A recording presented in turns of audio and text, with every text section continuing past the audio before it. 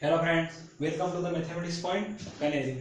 आज इस वीडियो में हम चक्रवृद्धि ब्याज और साधारण ब्याज में अंतर को समझेंगे। उसका अंतर को समझने से पहले हमें ये सब चीज याद करनी होगी। जैसे P मतलब मूलधन होता है, R मतलब दर, N या T दोनों का मतलब समय होता है, SI मतलब साधारण ब्याज, CI मतलब चक्रवृद्धि ब्याज, A मतलब मिश्र दर।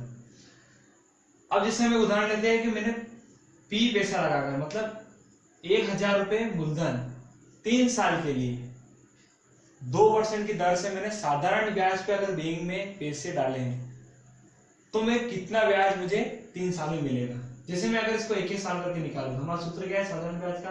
साधारण ब्याज बराबर मूलधन गुणित दर गुणित समय अपॉन 100। तो साधारण ब्याज क्या हो जाएगा अगर 1 साल का निकालो तो मूलधन क्या है 1,000 रुपये गुणित दर क्या है 2% और 1 साल का निकालना मुझे यहाँ 1 रख दूंगा 100। तो मैंने ये काटा है इसको 20 आया। मतलब पहले साल का ब्याज क्या हो गया मेरे 20 रुपए। मतलब पहले साल में बैंक गया 20 रुपए लेके घर आ गया। तो अब मेरे 2 साल और बचे, 2 साल फिर इस पे ब्याज मिलेगा 2 साल तक। फिर मैंने 1,000 रुपए का 2% की दर से 1 साल का निकाला, फिर 2 घटी, फिर 20 रुपए। अगले साल गया फिर 20 रुपए लेके घर आ गया। फिर 1 साल और बचा, फिर ब्याज मिलेगा, फिर 100 पे ये कटेगा, फिर 20 आया। मतलब 3 साल तक मुझे 20-20 रुपए मिलते गए और मैं हर साल जाके लेके आ गया। और तीनों बार मूलधन मेरा 1,000 रुपए था। तीनों बार मैंने निकाला मूलधन हमेशा बराबर था। मतलब साधारण ब्याज में मूलधन हमेशा बराबर आता है और ब्याज भी हमेशा बराबर आता है।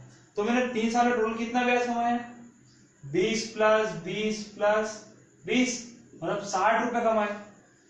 अब अगर मैं यही पैसा लगाकर इतने समय के लिए इतनी दर पे अगर चक्रवृद्धि ब्याज से पैसा लगाता तो 60 रुपए से कुछ ज्यादा आते। भले कुछ भी पॉइंट में आते लेकिन ज्यादा आते कुछ पैसे।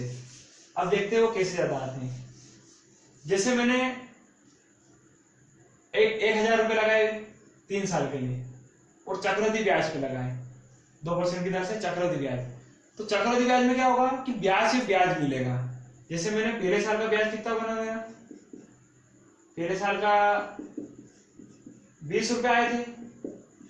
तो ये जो 20 रुपए ये मैं पहले साल बैंक नहीं गया और मैंने 20 रुपए घर लेके नहीं आया तो ला भी नहीं सकते क्योंकि इसमें एक टाइम फिक्स रहता है। जैसे 3 महीने का या मतलब 3 साल का ऐसे या 6 महीने का ऐसा टाइम फिक्स रहता था। हमने 3 साल का टाइम फिक्स किया कि 3 साल बाद पैसा ले जाना है। तो 20 रुपए हम पहले साल नहीं ले जा सकते।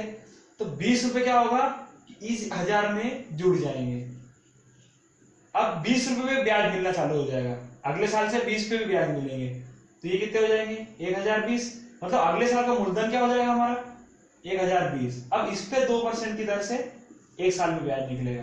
पहले क्या होता था हर साधारण ब्याज में हर बार मूलधन सेम होता था तो उसका साधारण ब्याज भी सेम आता था। लेकिन इसमें हर बार मूलधन अलग अलग होगा, बढ़ता जाएगा मूलधन क्योंकि उसमें ब्याज जुड़ता जाएगा। तो यहां इसको हम काटेंगे तो 102 का 2 गुणा करेंगे तो 20.4 मतलब 20.4 और 0.4 रुपए में ज्यादा मिले। पहले 20 मिले थे, इस बार 20.4 मिले। मतलब ये दूसरे वर्ष का ब्याज हुआ। फिर मैं बैंक नहीं गया तो ये पैसे इसमें जुड़ जाएंगे। फिर इसमें मत जोड़ना क्योंकि ये तो पहले साल का था, ये दूसरे साल का हमारा मूलधन है, ये हमेशा इसमें जुड़ेगा। तो ये कितना हो जाएगा 120 प्लस 20.4 तो कितना हो जाएगा ये 140.4। तो ये हमारा दूसरे साल का फाइनल अमाउंट है। इसका ये क्या होगा तीसरे साल का मूलधन बन जाएगा। तो फिर इसका इंटू 2 में करके हम तीसरे साल का ब्याज निकालेंगे। इसको इससे काटा, ये वैसे नहीं कटा, इसको गुणा कर लेते पहले 4 2 8.0801। अब हमने इसको 100 में डिवाइड करना है, ये कट जाएगी यहाँ से हट के 1 2 यहाँ आ जाएगी।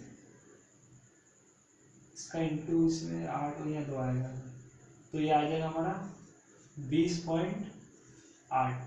और इससे कोई मतलब नहीं बड़ी संख्या या फिर इसको राउंड अप करके हम 1 लिख सकते हैं लगभग। तो हमारा क्या आया ब्याज 20.81।